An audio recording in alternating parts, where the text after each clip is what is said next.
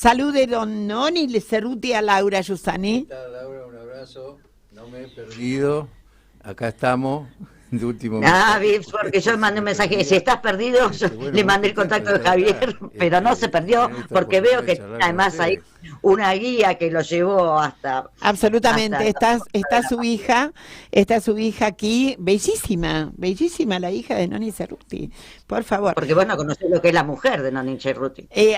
Vos querés decir que no se parece a Noni. Al padre, ¿no? Muy parecida a la madre. Espera un minuto, escúchame al operador. Tenemos un problema de sonido, ¿a él se lo escucha bien? ¿Sí? Entonces ponete los auriculares, así ves cuando estamos hablando nosotras y cuando habla Laurita y no se superponen. Bueno, queremos muchas cosas de vos, queremos hacer un análisis, pero vamos a aprovecharte para un poquito más que el análisis de lo que pasó, sino quizás el análisis de por qué pasó. O sea, ¿cómo llegamos a estar en el borde de este abismo con los talones apoyados en la cornisa? Como dijo Mujica, el problema no es que aparezca Milei, sino cómo los argentinos lo votan. Y digo, ¿cómo es esta? Noni Cerruti, le cuento, si hay algún avispado por ahí que no lo sabe, es un historiador, es de Rosario, frecuente columnista de la columna vertebral Historia de Trabajadores en su faceta Portal, y un hombre muy, muy agudo en sus opiniones, sumamente agudo en sus opiniones, un estudioso. Entonces, probablemente tengas ya una opinión acerca de por qué como sociedad, esta misma sociedad que provocó tantos movimientos fuertes, positivos, negativos, no importa, digo, con unas intensidades y unos espesores de pensamiento y de política, plup, Milei. ¿Qué pasó? Primero, yo no soy de los que estaba asustado por Milei. Vamos, esa todavía. Yo escribí algo, puse en mi Facebook, que sin llegar a lo de Miriam Bregman, desde que un gatito, cuando todo decía que se venía el fascismo, que era un nazi, etcétera, etcétera, evidente hay mucha ignorancia de lo que fue el nazismo y lo que fue el fascismo. Es un tipo de derecha autoritario, negador de toda democracia como todo autoritario, pero no es un nazi ni es un fascista. Basta agarrar los libros y leer lo que fue el nazismo y el fascismo. Son dos cosas, son otras cosas. El fascismo y el nazismo es dictadura sobre la mayor parte de la burguesía y una dictadura sobre la clase obrera y los sectores populares. Eso es el fascismo y el nazismo. Y están dispuestos. Lo que sí tienen en común en algunas cosas es esto de apoyarse en el lumpen, en los lumpenes, que un día están con la derecha y otro día están con la izquierda. Son los camisas negras de Mussolini o los camisas pardas de Hitler.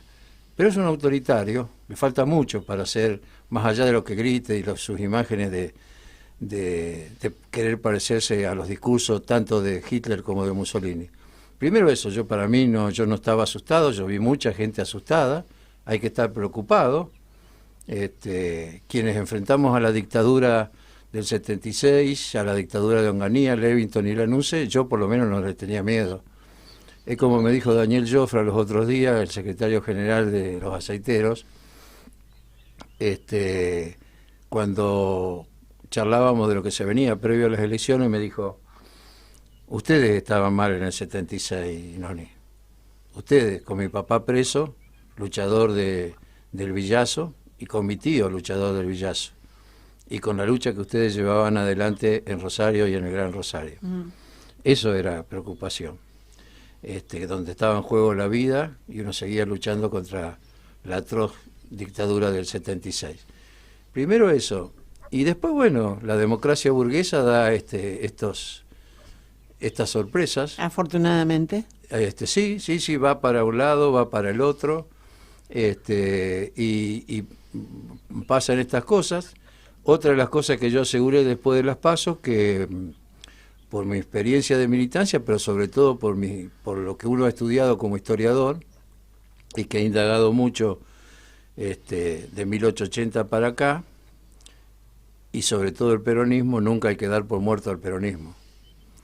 No, claro que no. Pero mucha gente lo daba por muerto, No. y mucha gente de la derecha lo daban por muerto, y el peronismo tiene desde el movimiento obrero, que si vemos al movimiento obrero latinoamericano es el más fuerte y el mejor organizado, y el que ha protagonizado las luchas más importantes en Latinoamérica, y algunas de las luchas más importantes del mundo, más allá de los burócratas sindicales. Pero acá hay una escuela de burocracia sindical, que acá ha habido burócratas sindicales como Bandor, Alonso, Coria, que conseguían aumento salarial y conseguían buenas paritarias. Hay toda una escuela en ese sentido. Y cuando en la Argentina, en el plan de lucha de la CGT del 66, se tomaron 11.000 fábricas en un mismo día, 11.000 fábricas en un mismo día, un militar dijo, nosotros no lo podríamos haber hecho mejor. Nunca. Hay un montón de puntas que se me abren en lo que acabas de decir, pero antes de pasar a la parte sindical, que me parece súper importante lo que acabas de decir, me gustaría, porque yo creo que el miedo, lo hablábamos con Laura cuando empezamos el programa, esta sensación de la gente de tener que de que iba a votar en defensa propia o que había una situación de riesgo en algún lugar, era una suerte de humor en la sociedad. Y yo no lo voy a desestimar, ese temor, porque ese temor tenía bases sólidas. No importa si era o no históricamente un facho, si es históricamente o no Hitler. Lo que sí había era ese humor que me comentaba a mí un historiador judío el otro día. Me decía, si uno estudia el huevo de la serpiente, no el momento, no la aparición de las grandes figuras, sino la situación social, estos pequeños dramas cotidianos en donde iba apareciendo lo peor del ser humano y justificándolo de una manera. A mí me parecía, y a muchos nos parecían, por eso me supongo que deben haber ido a votar como votaron. Y cuando digo votar como votaron, no digo solamente Massa, digo hacia donde se haya ido el voto, que no sea él, lo que él perdió de su voto de las PASO. Tenía que ver con esa sensación de que era un otro el que estaba por hacer algo que no me gustaba y entonces yo tengo que ir y votar en contra de esa situación. ¿Se entiende? Nadie se hacía cargo de que él mismo era capaz de votar a Milei, ¿no? Sí, yo en eso estoy de acuerdo, que era para preocuparse. Es para preocuparse de preocupar el movimiento, la sociedad, digo, porque hoy es por ahí, vos dijiste, bueno, vamos para la derecha, vamos para la izquierda, mañana nos agarra un ataque de ultraizquierda y la misma. Que a pesar de la tragedia de lo que fue la última dictadura y de las otras dictaduras que hubo, el pueblo argentino ha sabido reaccionar y ha sabido contestar, y ha sido todo un aprendizaje. El estado de movilización, de cortar una calle, en Rosario, por ejemplo, los vecinos, ante los problemas de inseguridad que hay, enseguida las vecinas se organizan y cortan una calle o convocan a los medios de comunicación y enseguida hay una manifestación. Entonces el pueblo argentino ha sabido, hay una historia de ganar la calle, hay una historia de disputar la calle, hay una historia de disputar la plaza. La Argentina nació en una plaza en 1810 y de ahí en más adelante, este es un pueblo de lucha, con avances y retrocesos, con calmas chicha, pero siempre ha reaccionado. Y esta vez el peronismo y sobre todo la clase obrera y el sindicalismo, desde los burócratas los más combativos, se movilizaron. Claro. Yo no hablo el nombre, pero sí sé lo que han hecho la Federación Aceitera, los aceiteros y desmontadores. Se han hecho muchas charlas esclarecedoras, se han hecho muchas conferencias esclarecedoras, se ha militado el voto en esta ocasión como en otras ocasiones, los cursos de formación y demás. Ahora, mañana y pasado tenemos el Congreso Ordinario Nacional, con distintos paneles y demás. El primer panel es sobre la batalla cultural y un análisis con distintos periodistas de aquí de Capital, analizando las elecciones, hasta paneles sobre economía, paneles de sindicalismo, paneles de abogados laboralistas de Latinoamérica. Y de paso, digo el chivo, voy a presentar el tomo 2 y el tomo 3 que escribí de la Federación. Tenemos que hablar del libro, sí.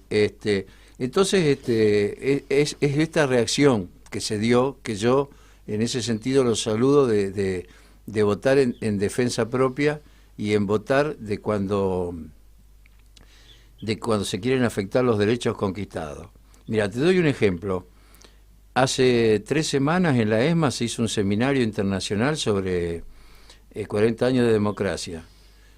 Yo participé en la mesa que coordinaban Victoria Basualdo y Matías Cremonte, donde había 22 ponencias, con ponentes de Chile, México, Brasil, Uruguay y de Argentina. Escuchando a todos, la peor situación de la clase obrera no es la de Argentina. No, claro que no. En Chile, por ejemplo, están las mismas leyes de la época de la dictadura de Pinochet.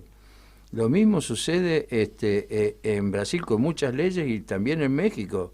La situación del sindicalismo en esos lugares, y el sindicalismo en la Argentina tiene... Está vivo. Sí. Está vivo, pero está vivo. muy Goza vivo. de muy buena Hay, salud. Y esto viene pasándose postas tras postas, son experiencias que se van pasando, que se van mejorando de una generación a otra. Ahora, Noni, viste que el sindicalismo, y le doy el pase a Laura para que pregunte, el sindicalismo también es acusado de fascista. Si es peronista es acusado de fascista, y si es de izquierda es acusado de no sé qué. Pero quiero decir, si es de ultraizquierda. Digo, nada, los motes acerca de categorías de la historia se ponen, pero lo importante es este movimiento por abajo, ¿no? El hormiguero. Después te voy a hacer algunas preguntas de Santa Fe, pero quiero que Laura entre en la conversación. Bueno. ¿Cómo estás, Laurita? Habla con Noni. ¿Cómo va, Laura? Sí, hola Noni, ¿cómo estás? Mira, justo que estabas mencionando tu libro, que ya les digo que es el tomo 2 y el tomo 3 de Aceiteros y Desmontadores Hacemos Historia.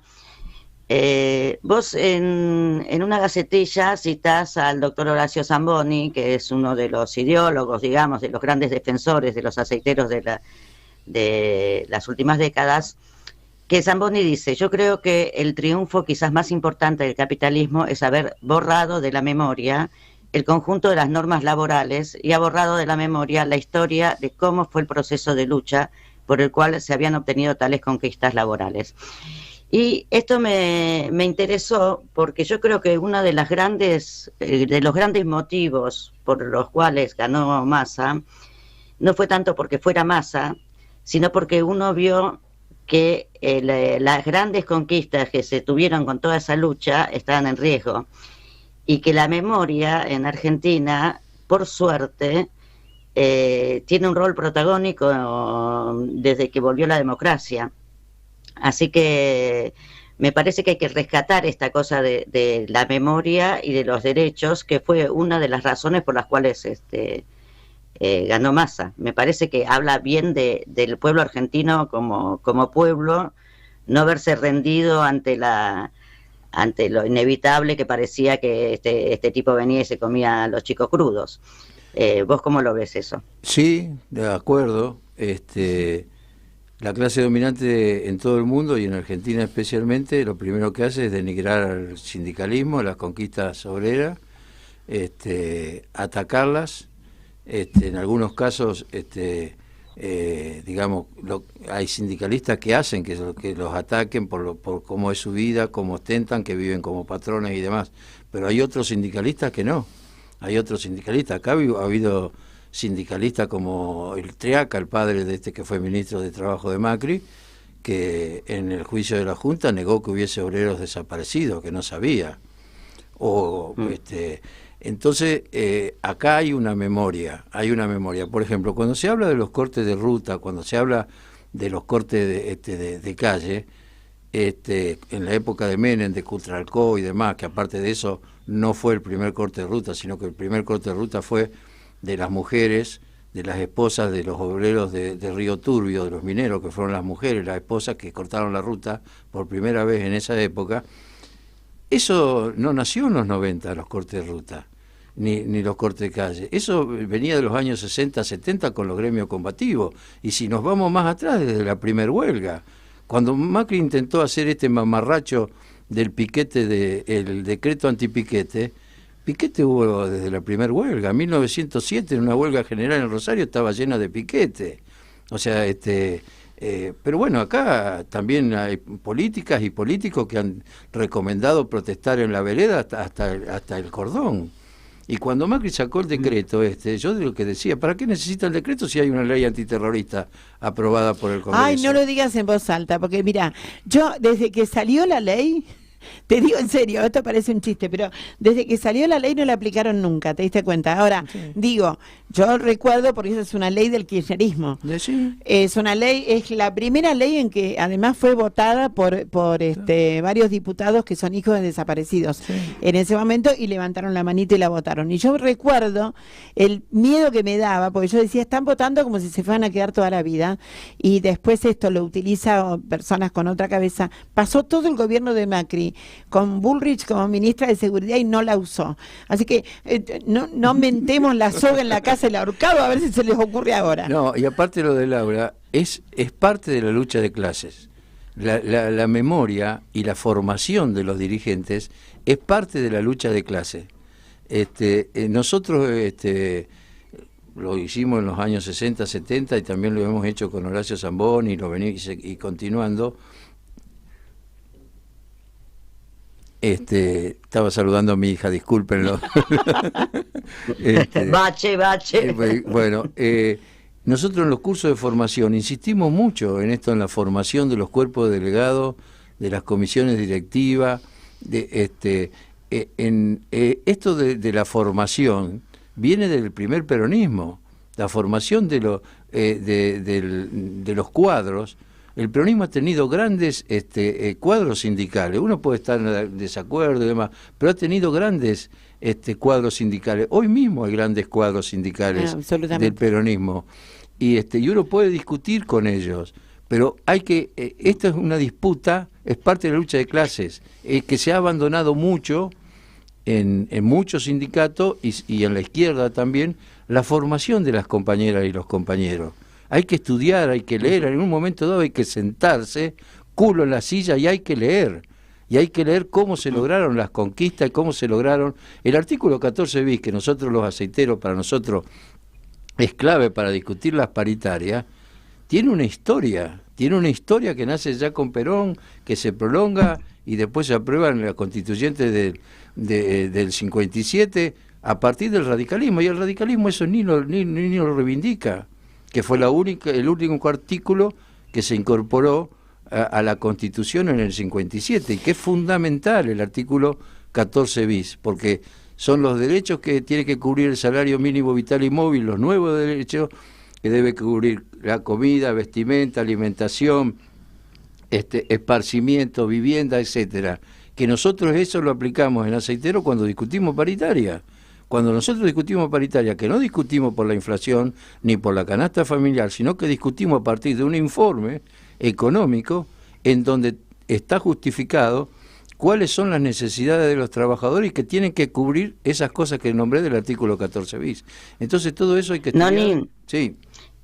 No, perdón, mándame que te interrumpa, pero quería volver un poquitito al tema de las elecciones, porque recién cuando vos hablabas de la burocracia sindical, etcétera, y mencionaste a Triaca, y yo al principio del programa le había comentado a Nora que a mí me parecía que estas elecciones, al final, en estos 40 años de democracia, tenían algo medio parecido a lo que fue el alfonsinazo, digamos, que la gente votó otra cosa, que no es necesariamente votarlo a Massa, que hubo muchos, quizás gente de izquierda o radicales o gente que no le importa la política, qué sé yo, que lo votaron, pero porque querían dar un corte con otra cosa. O que votaron algo que no era Milei. No, pero me acordaba que en aquella época, cuando fue lo de Alfonsín, el cachetazo que se le dio al peronismo fue porque tenía en su boleta de diputados, el primero era Herminio Iglesias, después venía Triaca, después estaba Barrio Nuevo, después estaba Brito Lima, que si todos esos diputados era como que entraran las 3A más o menos en el Congreso, y a eso la gente le dijo que no. ¿A qué pensás que la gente le dijo que no ahora? ¿Por qué Massa puede representar otro peronismo? No. ¿Cuáles son las cosas que habría que sacar de la hierba mala, digamos, del peronismo que habría que renovar? Bueno, No, claro. yo creo que primero tienen que decantar un poco las aguas. Que hay bastantes cosas, la corrupción, pero se ve que a la gente no le interesa, no le preocupa. Claro. Hay Debatir esto es debatir la corrupción. ¿No? La situación económica, hay un montón de cosas con las cuales uno siempre lucha por más democracia y más libertad y por más derechos. Eso va a ser siempre así. Yo, como un hombre de izquierda, como marxista, siempre voy a luchar por más democracia y por más libertad, aunque sea democracia burguesa. La democracia burguesa es la forma más democrática de dictadura de la burguesía, pero yo voy a seguir luchando por más democracia y por más libertad, porque cuando haya más democracia y haya más libertad, la clase obrera va a luchar mejor, uno lucha contra todas aquellas medidas que interpongan la forma de luchar de la clase obrera. Por eso las paritarias es importante, porque los patrones, porque uno habla mucho de los políticos, pero los patrones, que son los que mandan a muchos de los políticos, no quieren trabajadores con derechos, quieren esclavos. Por eso yo escribí un artículo, ustedes se deben acordar, que la lucha debe pasar por los lugares de trabajo. Los aceiteros tienen mucho poder, los compañeros y las compañeras, adentro de la fábrica.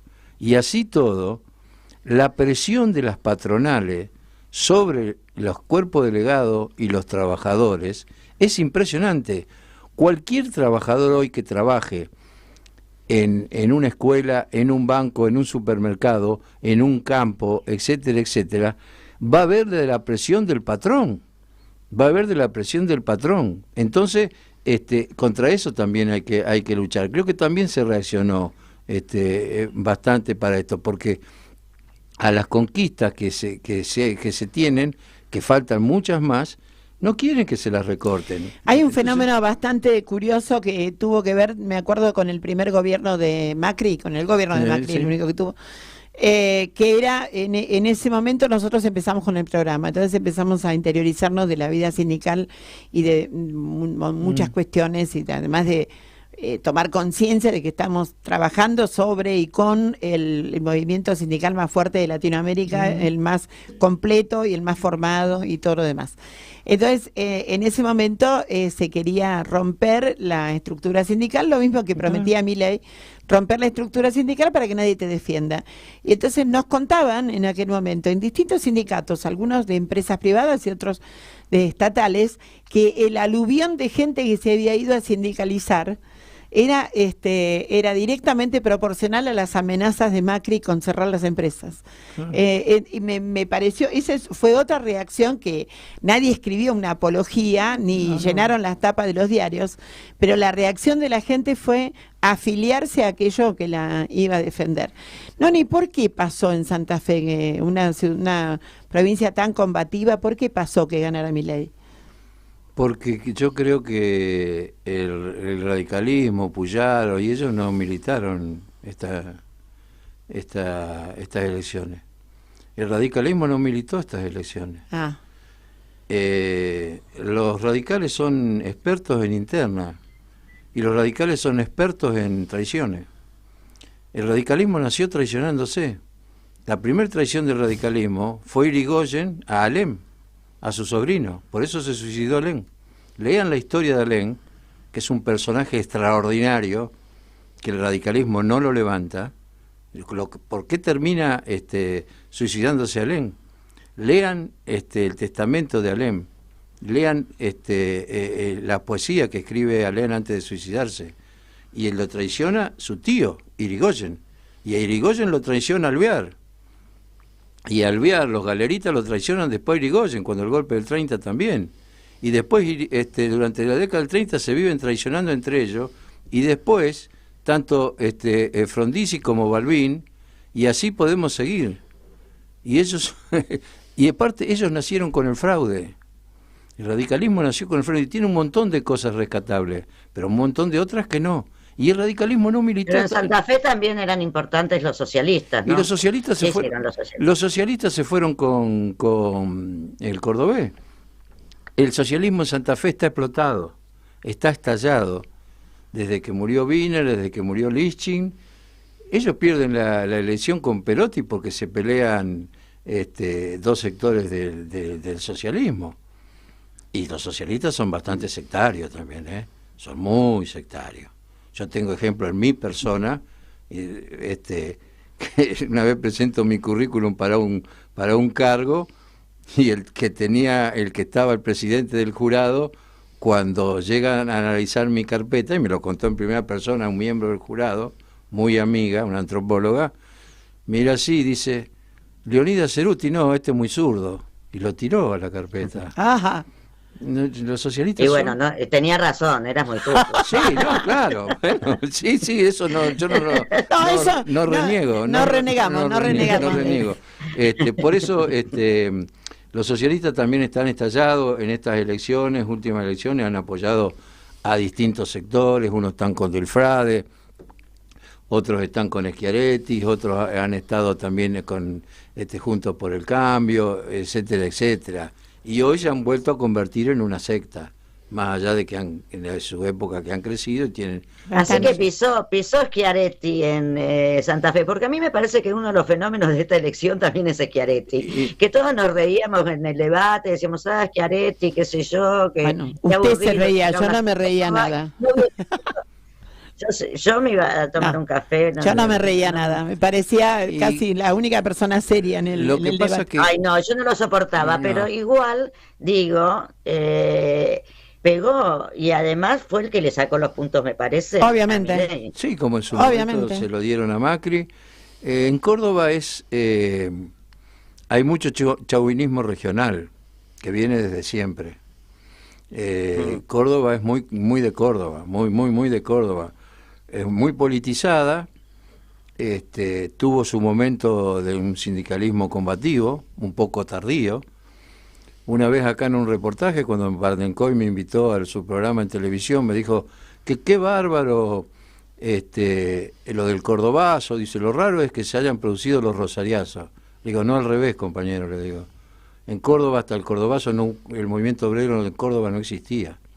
En cambio en Rosario, desde antes de 1900, ya había luchas y manifestaciones y se había, claro, uno de los principales columnistas de uno de los principales diarios de habla castellana me viene a hablar que el movimiento obrero de Córdoba es más combativo que el movimiento obrero de Rosario. Yo no es por chauvinismo. Te tocaron a Rosario, no, eso no se puede.